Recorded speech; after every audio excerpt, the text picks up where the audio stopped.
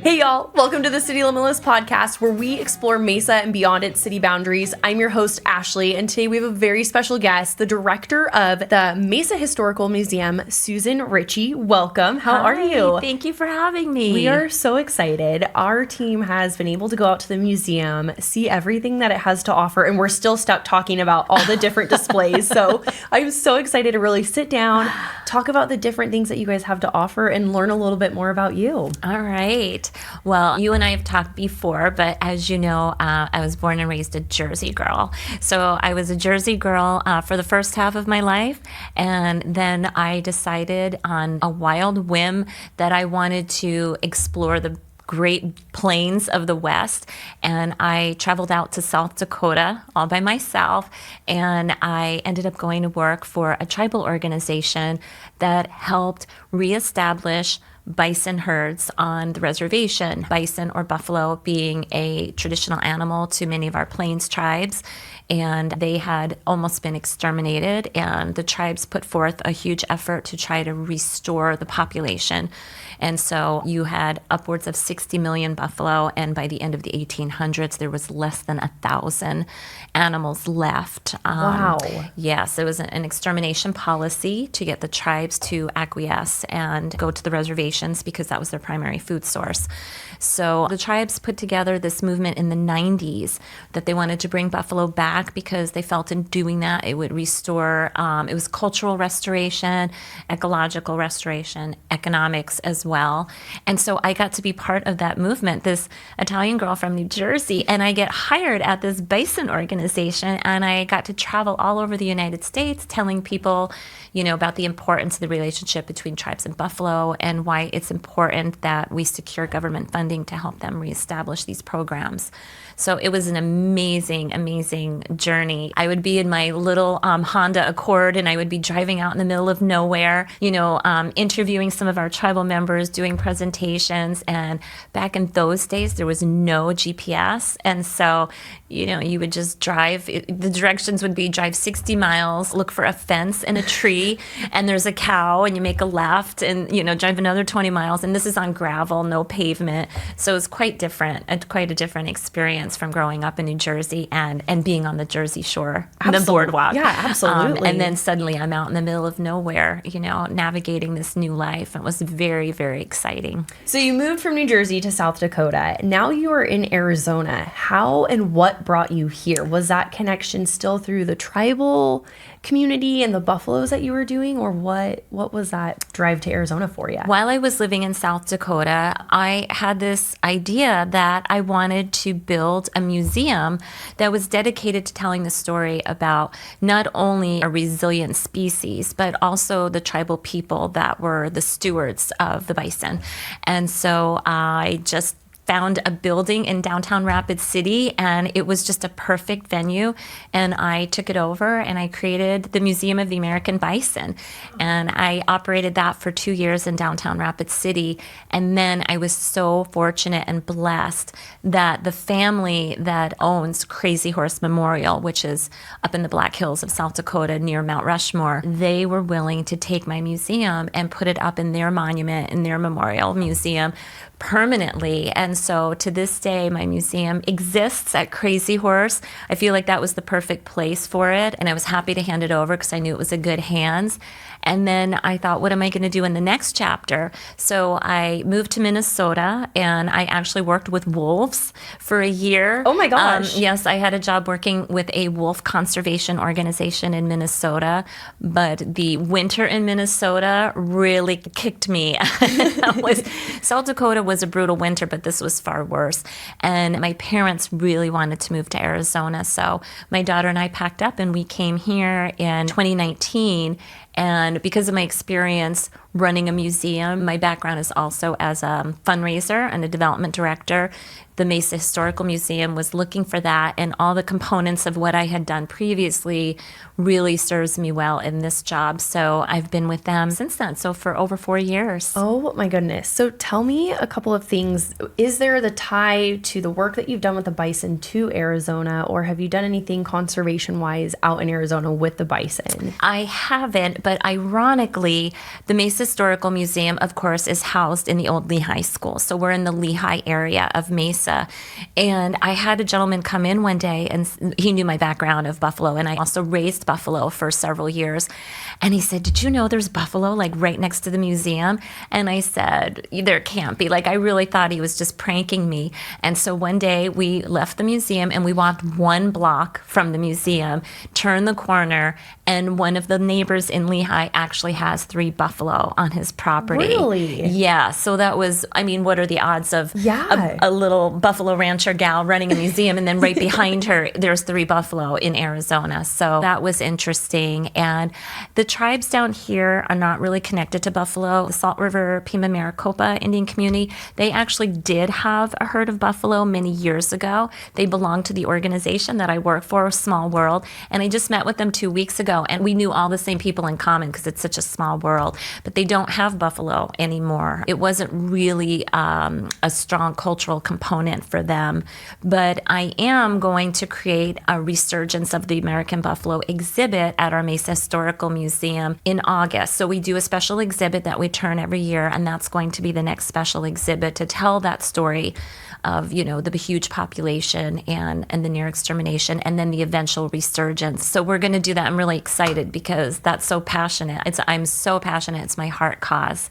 And we're going to do that exhibit. And there are ties of buffalo in Arizona. I mean, for one thing, the Grand Canyon, of course, has this rogue herd of buffalo that roam in the canyon, and people have probably seen that they've publicized the hunts that they've done to control the population. Mm-hmm. And there were buffalo up in Flagstaff. You have Buffalo Park up in Flagstaff that I've walked around. So there are little pockets of buffalo history in Arizona, and it's such an American Western story. Mm-hmm. And in the 2 years I operated the museum, and we had people from all over the world. They were fascinated with the American West, and that is so very popular with European people, but it's just a fascinating story, especially from people from the East Coast and cities, you know, that aren't used to the fact that there really are cowboys still running around on horseback, you know, controlling, out in the Dakotas, and cattle ranching is still a big thing. What's going to be one of your favorite parts of the buffalo exhibit that you're bringing to us in Mesa? My favorite part, well, actually, there's a lot of components, but I think my favorite part, again, is that the species really was almost wiped off the face of the earth. And now we have 500,000 buffalo in North America after only having less than 900 buffalo. And I love telling the story about how the lives of the buffalo and the lives of tribal people are very parallel. You know, there was a movement to subjugate the tribes to get them onto the reservation, and it was the same thing with the buffalo. I mean, the tribe's population was decimated by disease and war. And then you see a resurgence. And knowing the tribal people that I've been around for the last 20 years, they always feel very proud that their survival story and their success story is similar to that of the buffalo. That, you know, resilience. And as the tribal people say, we are still here. Yeah, I'm literally getting goosebumps with you talking about just like you could feel your passion for this. It's such an amazing journey. And I used to do these talks all the time. We'd get tour groups into Rapid City that were going to go out to Yellowstone and Custer State Park. And then I would be invited to come in and give a talk and their welcome reception. And the reason we did that is because you go and see an animal in a park and you think, oh, look at that big, that big dumb woolly animal. But there's so much more to what you're looking at. And the bison was named the national mammal several years ago. It was a very long campaign to get that bison named as the national mammal, and it is, but it still doesn't afford it the rights. There's still over 1,000 buffalo that are slaughtered every year that come out of Yellowstone Park. Wow. And there's a bison coalition group that is trying to work on a more sustainable way to get buffalo removed safely and alive out of the park. Mm-hmm. There's a lot of controversy with the tribes and the buffalo and the cattle ranchers. So all of that is really fascinating because it's still like the 1800s in the Wild West in some places. Well, I'm excited to bring that to Mesa, bring it to the Historical Museum, and really get to dive into that history with you, knowing that you're backing all of it behind there. Now let's dive in a little bit to the Mesa Historical Museum itself. Tell me some things that maybe people might not ever expect that we have at the museum here. The Mesa Historical Museum, I think, traditionally has been known as having lots of antiques, right? Old memorabilia and stories. And we do have that because that's part of the history. And we have the Mesa History Room, as you've seen, and that tells the story about how Mesa was founded. We use that for school field trips. So it's a really educational room, and I love that exhibit. Then we have a founding family exhibit, and we rotate the memorabilia and the artifacts that founding families have donated over the years, and we want to honor them. We have our special exhibit room. But then at the other end of our hallway is where we branched out and to include more fun and dynamic exhibits so we can attract people of all interests. So of course we have our play ball, baseball exhibit, which is super popular, especially with baseball enthusiasts. And then we have this really funky art exhibit, which we'll talk about, the Karen Kuykendall art exhibit. And we have our one-room schoolhouse, and we are now building an agriculture exhibit outside with farm equipment that people can roam around the property and look at some of the old farm implements that were handed down to the museum. We're working on restoring them and putting informative plaques out there. So I think we have we're not just the typical old history museum. I guess that's what I want to be known as. Like, when you leave there, I want you to think, hey, that was more interesting than I thought it was going to be. Which I can attest to. It is very interesting. Exactly. Being an Arizona native, I've actually never even been there up until this year, which kind of, I know. I don't know if that's a ding on me, but maybe you just don't do it if you're a local, right? Yes. But it is truly seeing the founder room and just all the different exhibits is truly so amazing because it's not boring. There's literally, like you said, something for everybody, different taste of history and art, and just the way it's all put together is so beautifully done. But I do want to mention, you mentioned something about redoing parts of the museum, and I know you're working on a campaign right now. Can you fill us in a little bit of how that's going for you? Yes, because we didn't have enough to do, we decided to launch a capital campaign on our campus. So the Mesa Historical Museum, as I said, is housed in the old Lehigh School, and that school is over 100 years old. It's on the National Register of Historic Places. And also on our campus is the Lehigh Auditorium, and that was a 1939 WPA project, big solid building, also on the National Register, but it's just been sitting there unusable. I mean, it's been used as storage. Mm-hmm. And we had talked, our board and staff have talked many years about how can we fix that auditorium. But we also have this really popular baseball exhibit, but we're really limited to this one 500 square foot space and some hallway space. And it's not enough room. We have the Hall of Fame plaques. We have the story of spring training. Then we feature stories about all these different characters that participate in the Cactus League. And how can you tell that story in one little room? So it just felt like a good natural fit to renovate the auditorium and turn that into the Play Ball Arizona Baseball Museum. Because to my knowledge, there is no permanent baseball museum in Arizona. And so we would really like to accomplish that. And I know it's been talked about over the years. I've seen articles and interviews with various people in the baseball community, but we feel that it should be here in the East Valley. It belongs in Mesa, and we have the building to do it. So that's how that all came about. So we just launched the campaign this month, and we're on our way. We're 20% to our goal. Okay. We hope to accomplish the goal. It's a $600,000 campaign, mm-hmm. which is not very large by campaign standards. And we gave ourselves 18 months to accomplish this and hopefully be able to open the new museum. Oh my gosh, that's amazing. If anybody can do something, though, it's going to be you. So I don't see this. Jersey girl. Yeah, the Jersey girl is going to get it done. We're going to get it done. Well, that's so exciting. Now, you did mention something about the exhibit being Play Ball, and it's the history of Arizona spring training. Can you touch a little bit on that? Because we are officially in spring training season, so we're welcoming all the out-of-towners for all their favorite teams.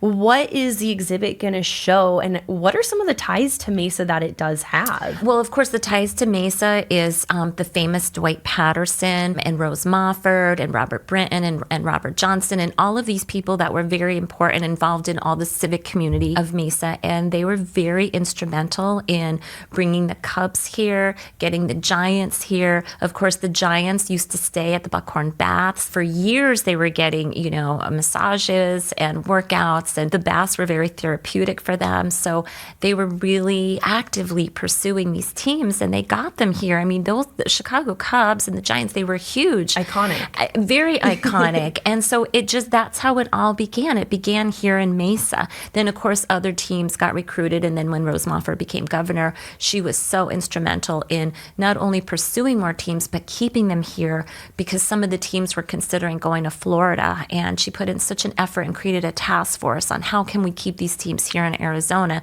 And of course, now there are 15 teams that play here in Arizona in the Cactus League. So it's just so impressive. So we want to tell that story because I don't think most people know that. They just come here for the spring training games, but I don't know if they know the history. And we trace the history of even baseball in Arizona back to the early 1900s. We have an old Mesa Jewels uniform from the early 1920s. Wow.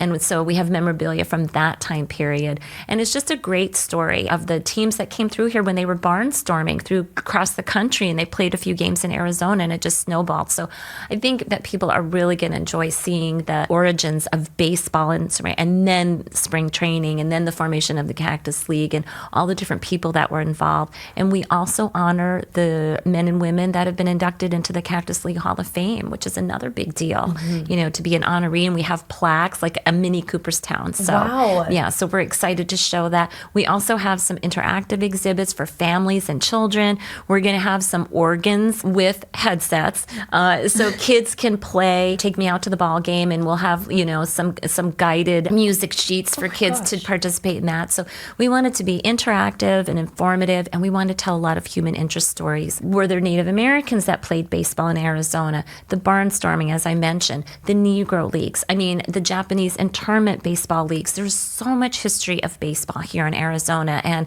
we will rotate these stories. We won't be telling everything at once, but we'll rotate these exhibits. We'll show different memorabilia, and I think that it's going to just enhance visitor experience, and I think it's going to be a great tourism enhancement for Mesa. Absolutely. I mean, you can, before your ball game, head to the museum, check out all the things that you guys have to offer, no matter if you're a Cubs fan or not, just the story behind why spring training is here, who's been here, what have they done while they've been in Mesa. Like you touched about going to the Buckhorn Baths. As a kid, I remember this iconic location, and still to this day I drive past it going into work, and so badly I want to just go photograph there because I don't know what that'll look like one day. But that is so huge for Mesa to have these big names from big teams to come out and eat and live and breathe in our city outside of playing ball too. Well, one of the cool things we have on exhibit now, because one of our special exhibits now is the Buckhorn Baths, and we have Alice Sliger's register. She had these big 3-ring binders,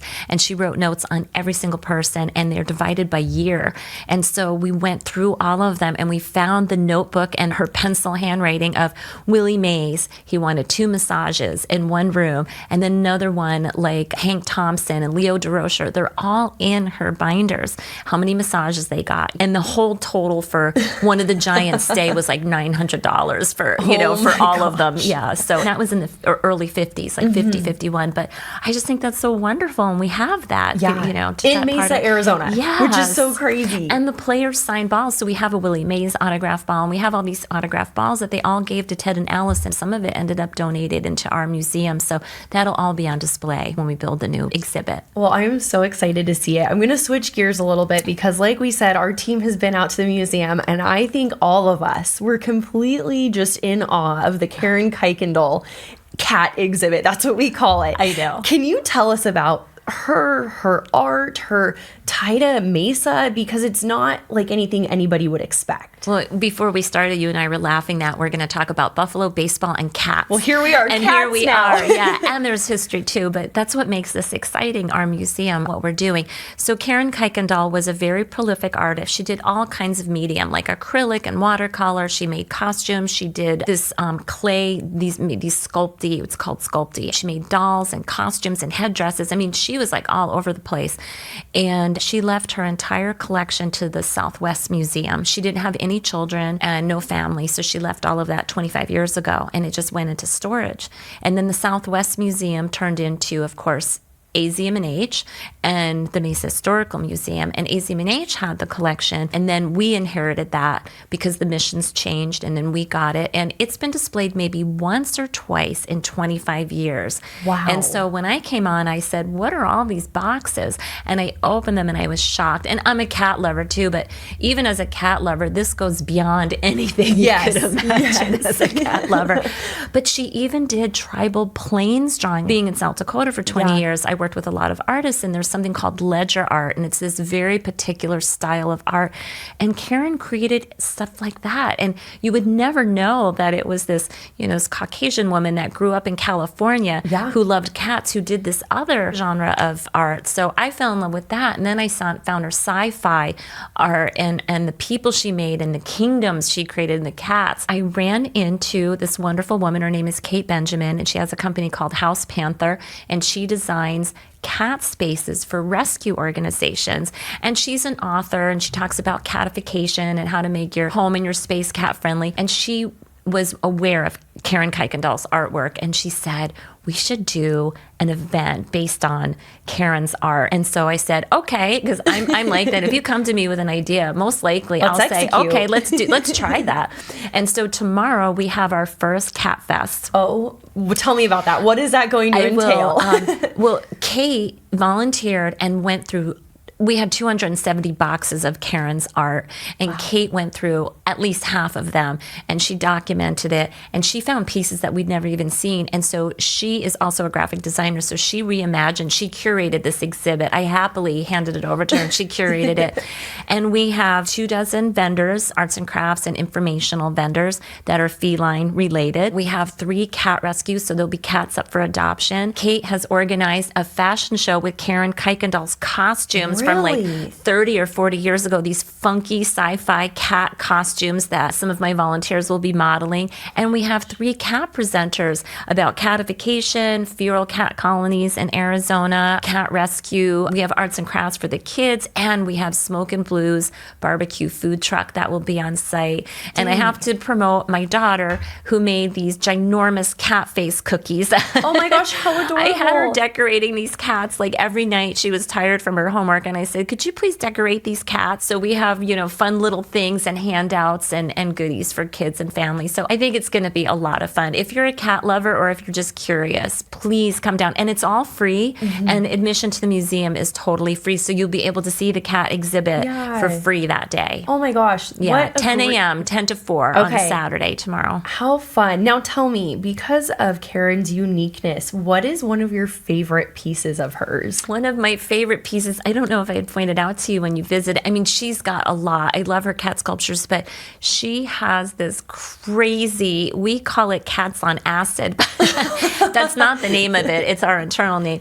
But she has this crazy painting of these cats, and they literally, it's a sci-fi, and these cats have these big eyes, and their mouths are wide open, and they really look like they had done acid, and they're flying through the air. It's just so humorous and funny and unexpected, because everything is very austere, in her paintings. And then you see this wild, crazy, silly, so she obviously had a sense of humor. Yes. I had the privilege of reading through her autobiography. She kept an autobiography of herself. And it was really interesting to get the insights into her personality. And she was basically that overly smart kid who would spend her weekends at 8 years old. She would take a bus when she lived in San Diego. And she would take the bus by herself with her little sandwich, and she would go to a museum or she would go to the zoo, and she would sit there all day and just study the animals, the people. And over the years, that was the foundation for the people she put in her art and why she became fascinated with animals. And so she was this very eccentric little girl who grew up to be, an eccentric adult. But I also have been hearing from people who took her art classes at ASU many years ago, and they said she was wonderful. She was amazing and inspiring. Like, they got so much out of her. So I'm sad that she's not with us today. Because I'd so much love to interview her, as you said you would, and say, oh my God, where did all this inspiration, come from, Karen? Like, how did this happen? And we'll never know, because the mysteries to all of us. But I think that's maybe what makes her paintings and her art so much more fun, because you're like, where did this come from? The colors are gorgeous and bold. How did she come up with these acid cats. Yeah, acid cats. I have a couple different questions about the museum because I know that you've been there, morning, noon, and evening. Is there any kind of like fun stories that you've had maybe while you've been at the museum? Anything that you've encountered? Oh, that really puts me on the spot. Oh, I have to think about it. I mean, one of my favorite stories is we have a gentleman, and so I started 4 years ago. So the first time I met him, he was 92, and he was a student at the school that the museum is housed in. Oh my gosh. And so he just showed up one day and he introduced himself. He was 92 and he wanted to walk around and see his classrooms. So I went with him and we went into the different exhibit rooms. He goes, oh, I went to third grade in that class and fourth grade, and I had to go to the principal's office in this class. And he remembered everything. He remembered all of the teachers' name, the administration, and he used to ride his horse to school. He said to me, if I had to stay late for sports, I would take my horse because it was easier to get home at night. And so I just enjoyed him. And so the following year, he came back again at 93. Oh my gosh. And I got my phone out and I recorded him. Oh, how So I did about a 40-minute interview with him because I wanted to capture it. And he comes back every year, and we just saw him this past year at 96. Oh my gosh. And he brings his great-grandchildren to show them. And they're so respectful because I'm sure they've heard the story before. But he's so adorable and his family is so lovely. And it's just something that means a lot to him to come back and see his old school again. Wow, that just melts my heart. That's one of my favorite stories. I look forward to Bill coming in and looking around and telling his stories and talking about, the things he did, got in trouble. Right. And then he would say he went to Mesa High School after he finished 8th grade. And he said, he used to have a crush on a Mesa girl, but he was from Lehigh and he felt like she was out of his league. And so I just loved these stories. I mean, because that was 70 years ago. Yeah. And we're not in one building schoolhouses anymore. Yes. And we don't just have a third grade class for 8 years. Exactly. So those are the things I enjoy when people come to the museum and they say, I used to go to school here. I've had people cry. They've gotten so emotional, like I say, oh, come on, let's go. Let's look around. And I'm happy. I'll take them all over the place. And one lady just got so emotional, she cried. It just meant it was so nostalgic for her. Yeah. So that's like one of my favorite things of my job is when people come back with their stories. Oh, I love that. Well, you know what? I want to end on a happy note. So, Okay. Susan, thank you so much for coming in and Thank chatting with you. us. I This know was- this is not the end of our relationship I know. or This seeing was each so other. much fun. I know we're so excited about everything that you've got planned for the Mesa Museum. We'll have to when the Buffalo exhibit Yes. is up, then I'm stating here now I want to come back and talk about I would love that. And you know what? Maybe we can go podcast live right in the That would Buffalo be area. fantastic because I have Perfect. so many artifacts, so I'm happy to share them with you. I love it. Well, thank you again, so Susan. much, I Ashley. It's appreciate been a it. pleasure. Thank you. All right, guys, that's a wrap for this week. Check us out on all forms of social media and give us a like, comment, and subscribe to our YouTube channel. We'll see you guys next week. Bye. Mesa, that's what I feel free.